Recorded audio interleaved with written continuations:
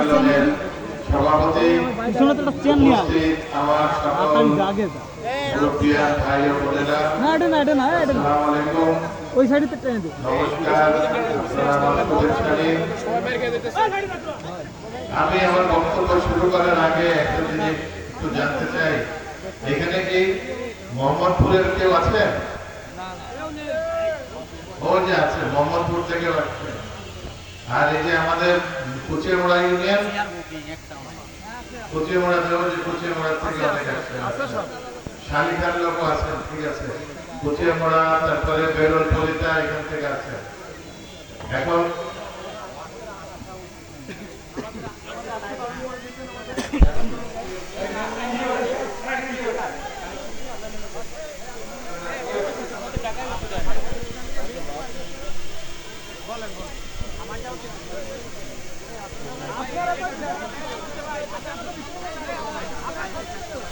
আমার একটা প্রশ্ন ছিল আপনাদের কাছে, হিন্দুরা কি মুসলমানদেরকে ভোট দেয় না?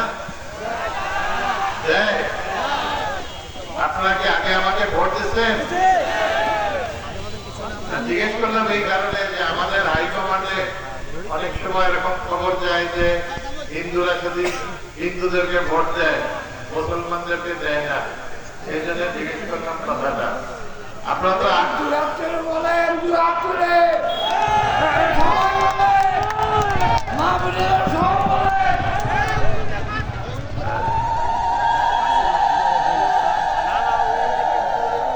আপনারা তো আগে আমাদেরকে ভোট দিচ্ছেন, আমাকে ভোট দিচ্ছেন, এখানে নিশ্চয়ই অনেকে ভোট দিচ্ছেন।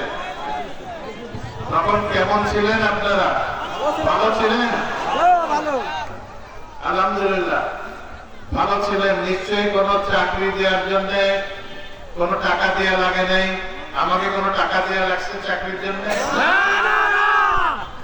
মন্দিরে টাকার জন্য, কোনো গম দেওয়ার জন্য টাকা দেওয়া লাগছে?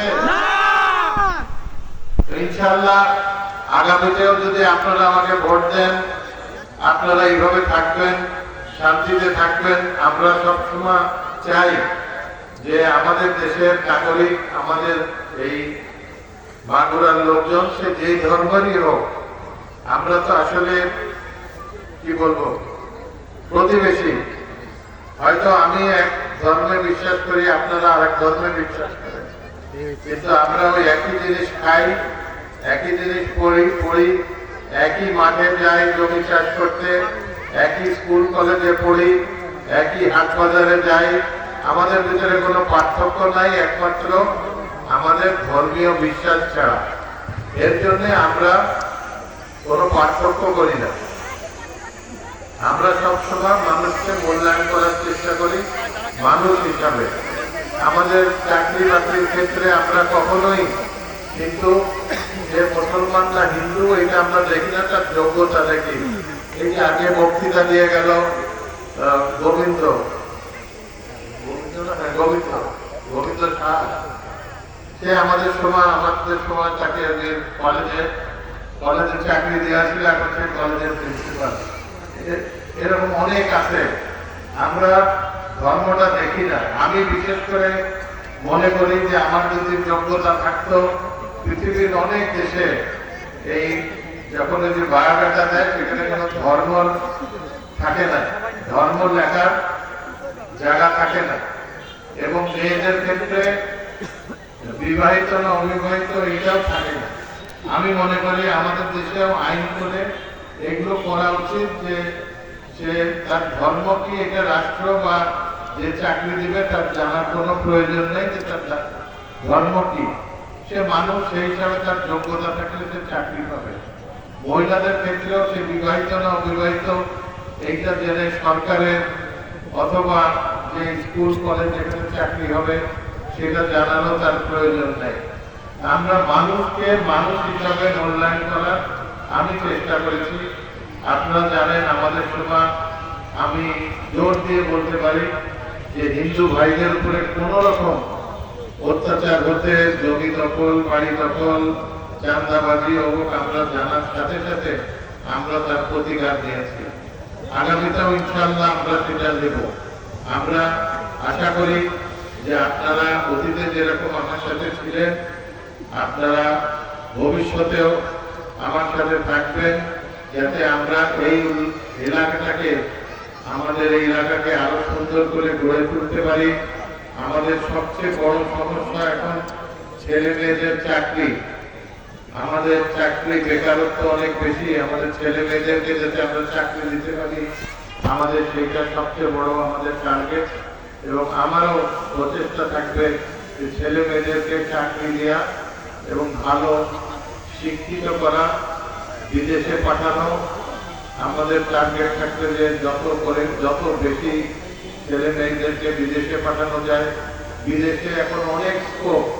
আমি এই উদ্দেশ্য এখানে আপনাদেরকে বলবো, বাংলাদেশ থেকে জাপান, কোরিয়া, জার্মানিতে প্রচুর লাখ লাখ লোকের চাহিদা দিয়ে রাখছে, কিন্তু একটাই সমস্যা যে তারা ওই দেশের ভাষা না জানলে তারা চাকরি দেবে না। এই জন্য আমি এই মঞ্চের থেকে বলতে চাই আপনাদেরকে যে যারা এখানে বিদেশে যেতে ইচ্ছুক, তারা ঢাকায় অনেক প্রতিষ্ঠান আছে যারা এই ট্রেনিং গুলো দেয়। জার্মান ভাষা শিখতে পারলে জার্মানিতে যাওয়া যায়, জার্মানিতে নাগরিকত্ব পাওয়া যায়, কোরিয়াতে নাগরিকত্ব পাওয়া কঠিন, জাপানেও নাগরিকত্ব এখন দিচ্ছে তারা। এই বিদেশে গেলে যে টাকা কামাই করা যায়, বাংলাদেশে কোথাও চাকরি করে একমাত্র সরকারি চাকরিতে ঘুষ ছাড়া এত টাকা কামাই করার কোনো সুযোগ নাই। এই জন্য আমি, যেহেতু অনেক লোক জড়ো হয়েছে, আমি বলবো যারা এরকম 25-30 বছর বয়স বিদেশে যেতে আগ্রহী, তারা মেয়েদের, ছেলেদের সবাই প্রচুর, মানে আমার মনে হয় এই মুহূর্তে যদি বাংলাদেশ থেকে আমরা 5 লাখ লোক দিতে পারি, 5 লাখ লোকই তারা নেবে। কিন্তু ওই যে শর্ত, ভাষা জানতে হবে, ভাষা শিখতে হবে। ভাষা শিখতে পারলে বিদেশে প্রচুর স্কোপ আছে। আমি আপনাদের আর সময় নেব না, যেহেতু আপনারা আমাদেরকে জানেন, কষ্ট করে অনেক দূরের থেকে আসছেন।